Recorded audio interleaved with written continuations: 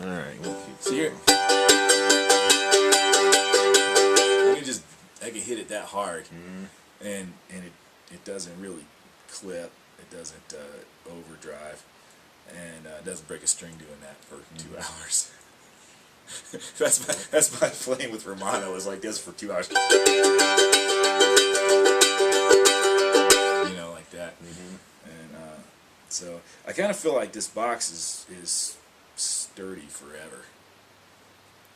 The way I've used it, it's just the same. Now I do think that perhaps some of these marks right here came from SM57s that I was playing into.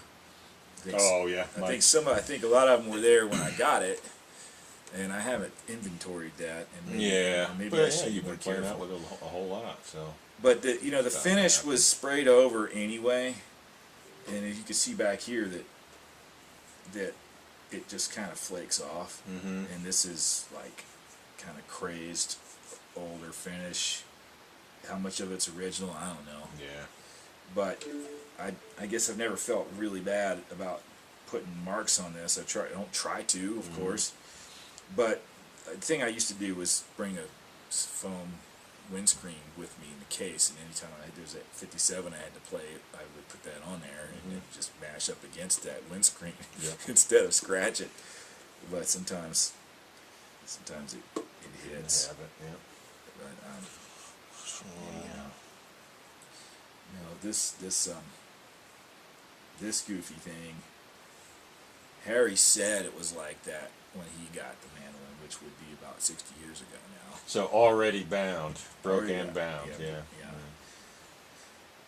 All the pictures I've ever seen of this mandolin with him, there's pictures of him on the internet of bluegrass festivals over the decades, and it was like this. But of course, pictures don't go that far back, because that would be 60 years ago from now. How long? 50s or so. 55. Yeah. Sure, they had cameras, man. Oh, I know, but I mean, about? pictures of Harry that are on the internet are probably. There's one picture I've seen of him with like 4 or 5 LLoars that was it was black and white, first of all, which doesn't mean anything, but it seemed like it was from the 60s. And I don't know if this mandolin was in that picture, but there wasn't one in that picture with the broken headstock. He told me he'd had 12 LLoars in his career, and this was the last one. So, and one of those was blonde, like the finish was complete. I mean, can you even sand off the stain? Yeah. Imagine. If you sand far enough. Keep on going till ain't no color. I don't know if that, I mean, it was just a picture, it was blurry. Yeah, I'm sure Bill Monroe would help you. Here, take my pocket knife. Works good on inlay. I don't know if that one was a LLoar or not, or if it was. Yeah. And Harry, people said Harry had Randy Wood build reproduction copies of LLoars, and he would have them built so close that nobody could tell, but he would have them do something with the inlay that was just a little different, because Harry knew everything there was to know. And he could look at that headstock and tell if it was a real one or a fake one. Like, surely there's some other way to tell. Like, did he really mock up the label so precisely, or what? But there's so many stories about these things. Who knows what's true? I don't know.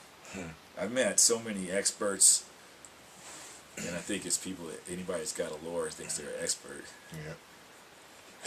That makes me an expert.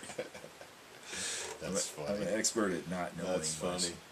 Well, pick on it a little bit, I think. I got a few minutes. Let me start one over here. I'm almost at 4 minutes.